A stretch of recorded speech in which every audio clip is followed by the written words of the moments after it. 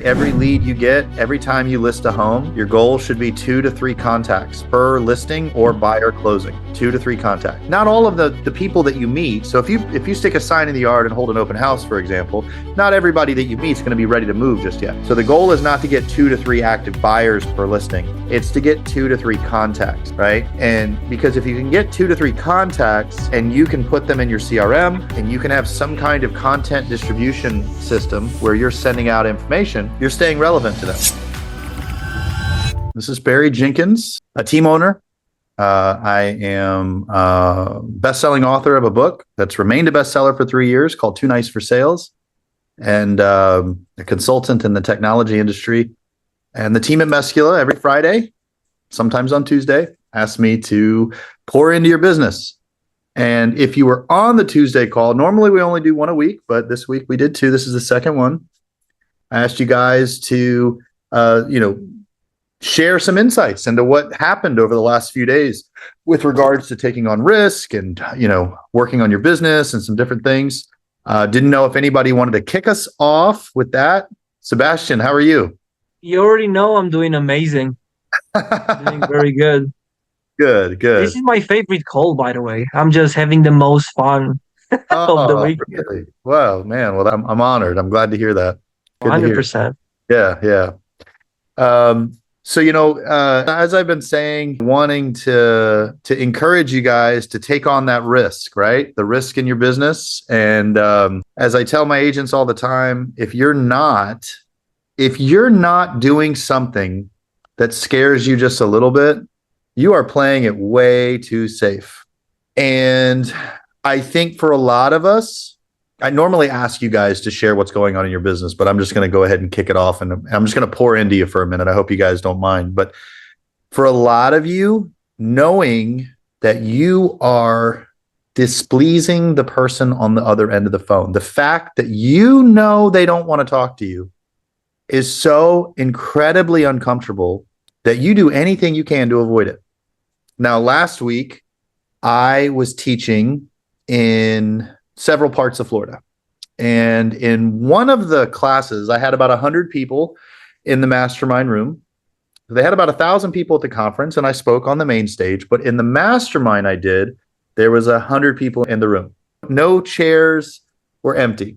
I was teaching on being prepared and being influential.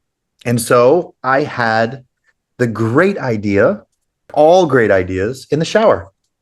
And my great idea was to show up late and act like I didn't know I was teaching. And so I put a sweatsuit over my clothes. I took my shoes off and I waited 3 minutes. My class started at 5 and I waited until 5:03. And I told somebody that was leading the mastermind ahead of time what my plan was. And they laughed nervously because this could go either way. In the 3 minutes that I was late, I got several text messages from people that knew me, and they know I don't do that. I'm going to show up on time. And if I don't show up on time, you're going to know well ahead of time that I'm going to be running late so that the team can kind of like pivot or whatever. That's just who I am. It was incredibly stressful for me to actively know that I was showing up late. Leadership in this company was checking their watch because they didn't know where I was. You know what was more stressful than waiting those 3 minutes, though? The following 4 minutes, acting like I forgot about the session. I intentionally gave a bad presentation for 4 minutes. I said, I thought I was working out right now. They didn't tell me. I'm so sorry. I didn't have slides prepared. So I'll tell you what, here's a pen and paper. Go ahead and write down your email. And when I work on the slides for this presentation, I'll email it to you. And then I used the word influence or influential 5 times in like 10 seconds. I said, basically, guys, if you're influential, you need to influence so that you're influencing. It was so bad.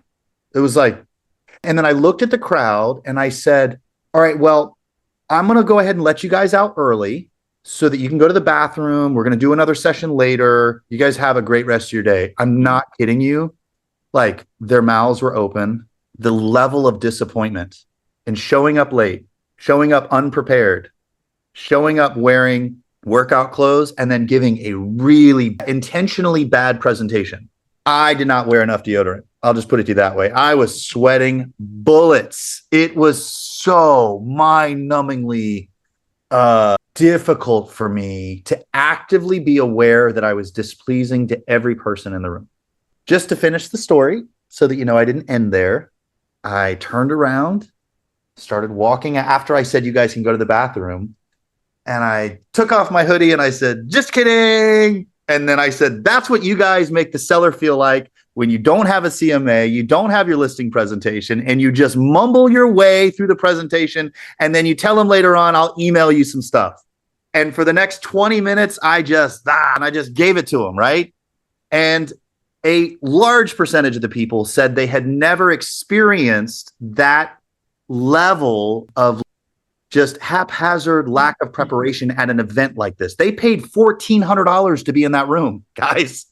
Can you imagine $1,400 to be in the room? And that's what I brought? Like, so there's two stories here that I want to apply. One, I have learned that I have never done anything of any value, both personally and professionally, that had growth attached to it, that did not have a significant amount of discomfort associated to it. I'm going to say that again.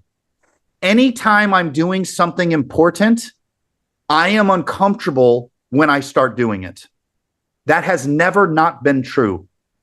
I have never leveled up in my career, made an amazing sale, increased my sales volume, bought a new business, got a personal record in the weight room, that didn't have associated this moment where I feel like an absolute idiot and I'm uncomfortable and I'm ashamed and I'm afraid and I'm frustrated.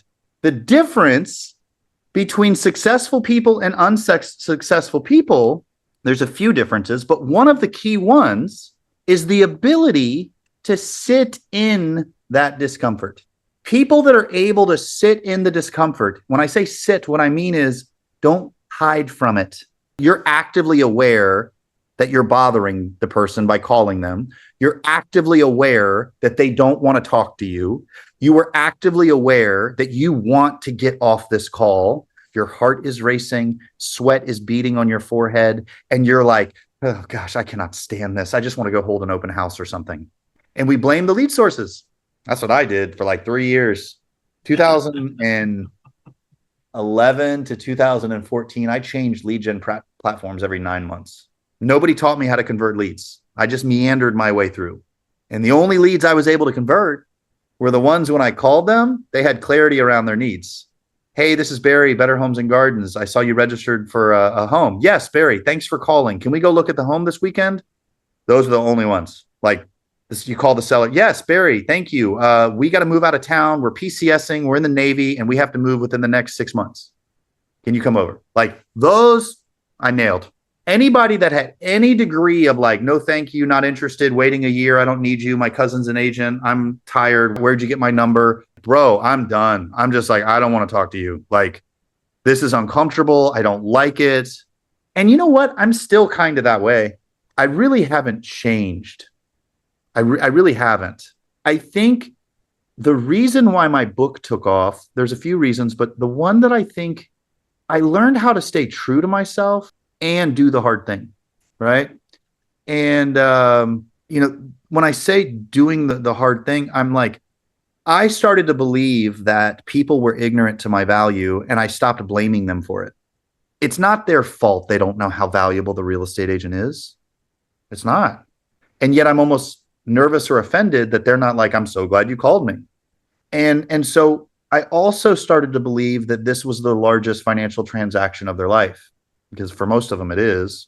And so I'm like, well, if it's not their fault that they don't know that I'm valuable, and they're probably anxious because this is so much money, maybe I should just have compassion on them. Maybe I shouldn't take it so personal that they don't want to talk to me right now. Maybe I should be empathetic and be like, yeah, no, I get it. Like, this is a big process and it's overwhelming. And apparently you didn't know that I was going to call you. You know what? I'd be frustrated too, John. I totally get it. And in that moment where they're starting to pull their ear away from the phone, thinking that you're going to hang up, that compassion kicks in again. And you say, so just out of curiosity, when you decide to move, are you going to stay local or are you going to relocate out of town? And they're like, oh, well, I'd probably stay local. Got it. So what happens in that moment, and the reason why I teach you guys that is I've just decided I'm going to have compassion on the stranger in that moment. I'm going to make it easy for them to continue to talk to me in a non-aggressive way. I'm not going to take it personal. I'm not going to blame the lead gen provider. I'm just going to understand human nature. These aren't leads. These are people. We call them leads, but they're people. I don't know about you guys, but I wouldn't call a bad person that isn't ready to move yet. You know how weird that would be? What if you went to a dinner party and you look at your partner and you're like, yeah, that was a really bad person. And they say, why? And you're like, oh, because they're not moving for another 2 years. That'd be a really strange reason to call someone a bad person, don't you think? And yet we call them bad leads because they're not ready to move yet. So we personify them. We take away their humanity because of their lack of clarity around their buying needs. So instead of being offended by that, we should press into it and we should say, I totally get it. It's such a big decision. John, are you thinking about staying local or are you moving out of town? I'd probably stay local. Got it. Listen, I know that you're not looking at moving anytime soon. What had you looking at your home value online, right? So now I'm doing discovery. I really don't even care what questions you ask anymore. I used to give really specific linear questions and say, yes, this. I actually just want you to care enough to be curious. That's it. Care enough to be curious. We should put that on a t-shirt, actually. Care enough to be curious. Curiosity is super compelling when you're dealing with a professional. Because if you think about it, if you think about dealing with a CPA or an attorney or anyone that you need, your doctor, where you're depending on them, if you're talking to them and they don't need to be excited because they're probably not, but if there's any degree of like, well, what about this? Did you think of this? How did you decide this? You're feeling like you're getting your money's worth in that moment. And so as you're calling these leads, I want to normalize the fact that you're uncomfortable. I think that's normal. I don't think it's something you should shy away from. You're just going to have to retrain your brain. And the only way I know to retrain your brain that it's normal to feel uncomfortable when you talk to strangers about real estate, AKA calling leads, is to do it enough where the synapses in your brain actually start to change. Like you can actually create new neural pathways of what is okay and not okay. We just aren't willing to sit in that process long enough. Right now, my trainer, gosh, in the gym, he's got me doing 4 seconds down, 1 second up. It's so miserable. I was at the gym today and I saw people watching me.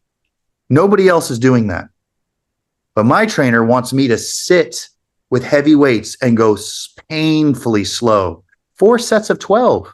That means 4 seconds per rep, 48 seconds down per set times 4 sets.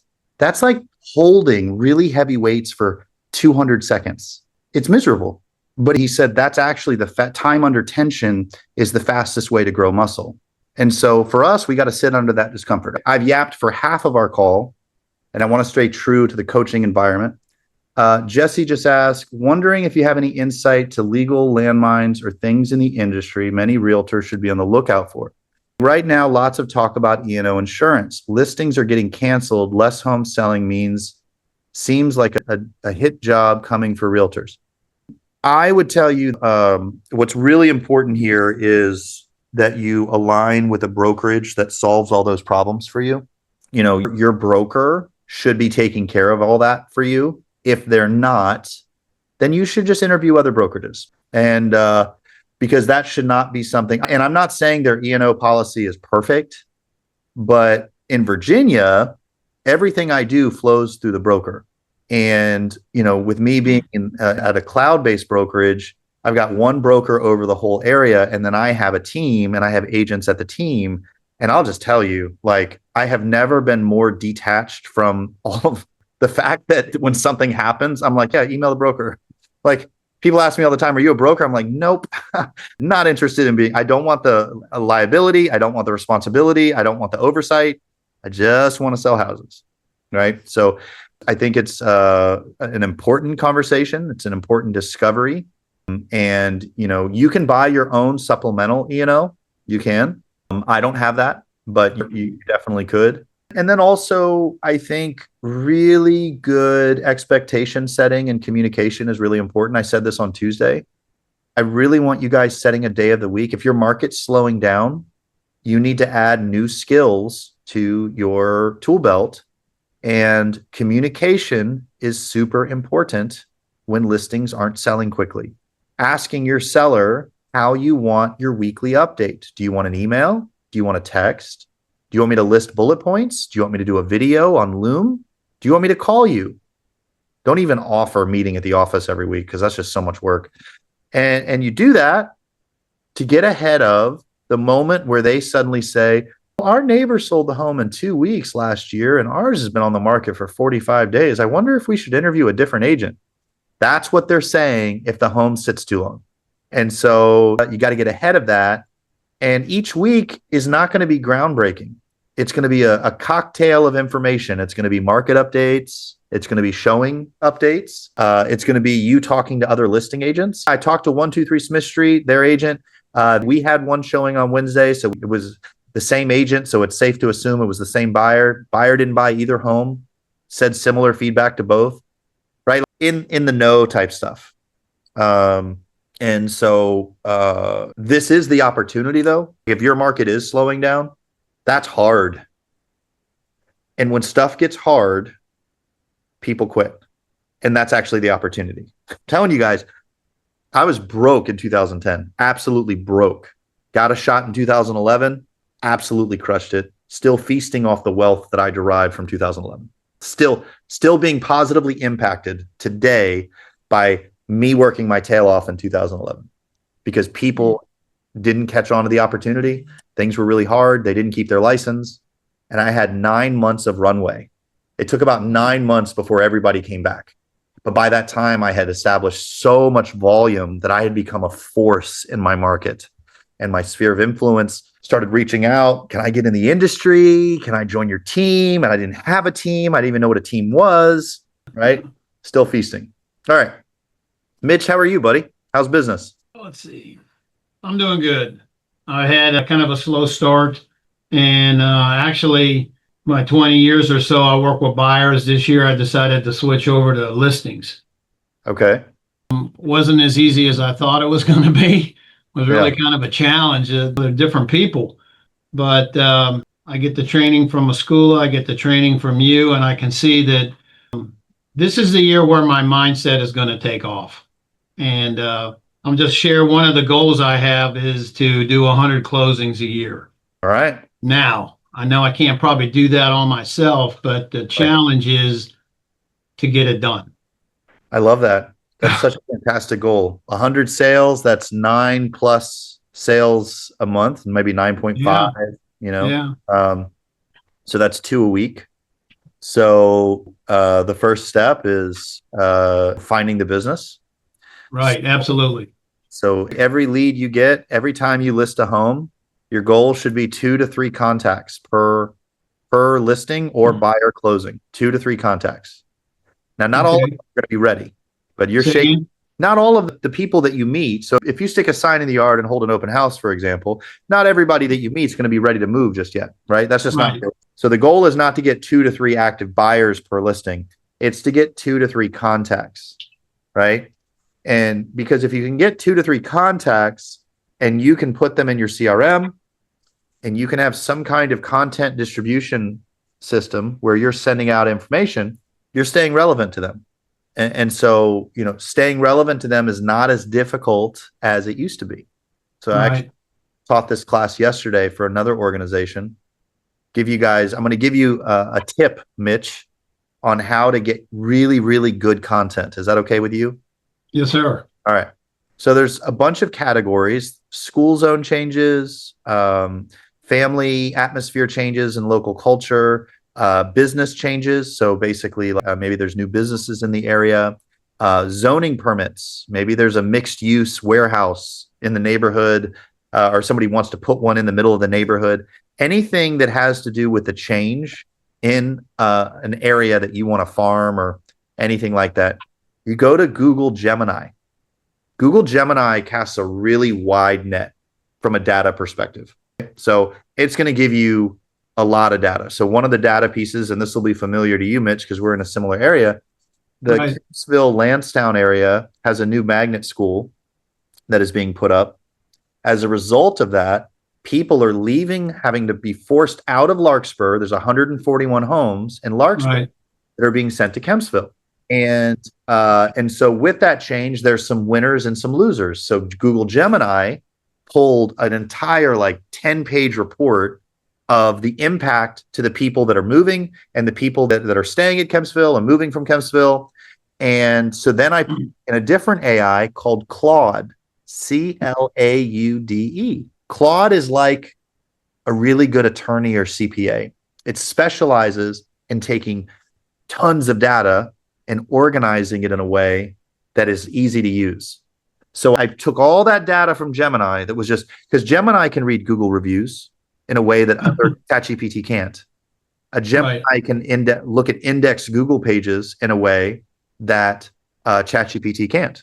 And so you're able to get way more information on Gemini, but then it's overwhelming. So then you tell Claude, hey, I want you to help me to be a strategic marketer. I want to take this information and break it up into relevant points. Who's impacted? Why are they impacted? I want to find a buyer opportunity and a seller opportunity. Put that in there. It'll summarize it like a genius. Then you take that summary and you put it in Grok, because Grok, Grok, that's Twitter's AI.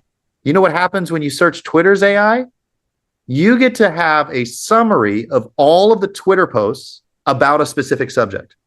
So if there's people complaining on Twitter about the school zone change, you've got that. You can add that to that executive summary that you just got out of Claude. Then you put it in ChatGPT and you say, hey, I want to email the 141 homes that have been impacted by this school zone change, because based on the executive summary that Claude gave me, they're going to actually still, instead of seeing a 7% increase in property values, they're going to see a 3% increase. And there's an opportunity here before it's not going to happen until next year. They might want to get out. What's interesting about that is that to those 141 houses, that is a super relevant and concerning topic. Some of them are going to lose as a result of this change. They might want to get out. And then to buyers, you get to send out an email that says, hey, if you want an amazing neighborhood with low crime rates, highly desirable, that has a moment in time where people are leaving because a school zone changed, if you're not worried about school zones, this is a great time to get a deal. So, right? So like you can email the sellers and you can email the buyers valuable, hyper relevant, hyper local, highly targeted content, and they are going to be eating out of your hand, right? So when you are looking at the leads that you guys are getting from Meskula, Right. do a search on Gemini for the HOA. What if there's a pending assessment coming?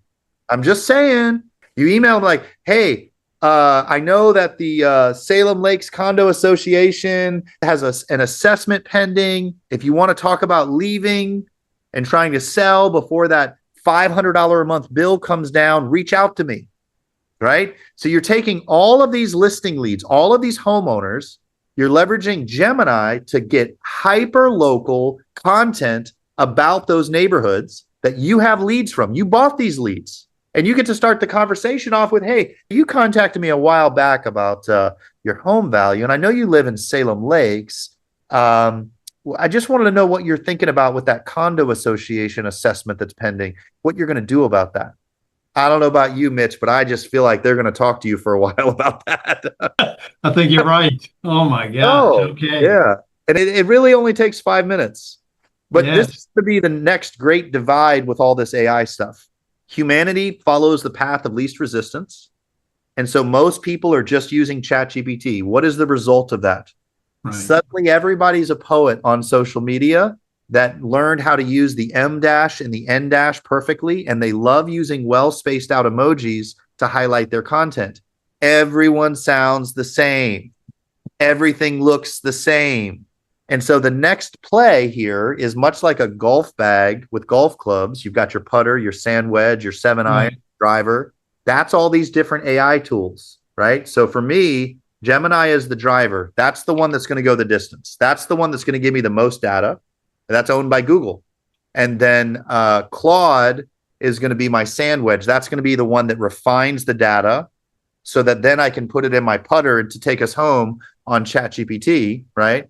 To write the emails. And so I think from your perspective, you know, if you want to sell more homes, it's not going to get handed to you. You're going to have to find the business. And so what I just did for you, because you followed what I asked, I said, give me a goal for Friday. Right. Because you did it, I devoted the rest of our call to you getting an incredible workflow to be relevant to all of the leads you've already purchased in a really unique way. And what I'm going to do actually, because he followed see if I can find it, and then I'm going to let you guys go. I've got a document. I just did a presentation. Let's see if I can share it in a way that you guys can't edit it. Let me look here. Share. Anyone with a link is a viewer. Okay, here you go. I'm going to share this link. Wrong one. Let's see if I can find you guys again. There you are. All right, I'm going to put this in the chat. What I just said to you is summarized succinctly in that Google Doc right there. Can you try to see if you can click that? It works. All right. That is, guys, that is the latest and the greatest with regards to, I was at a training last week for this brokerage, and that's one of the things that they taught. And it was just so good. So I summarized it with their permission. Yeah, really good stuff. All right. Listen. Yes. Execute on it. It's not going to come easily, but I know you can do it. And thanks as always, guys, for spending a little time with me. I'll see you next Friday for our next call. Thanks, everybody.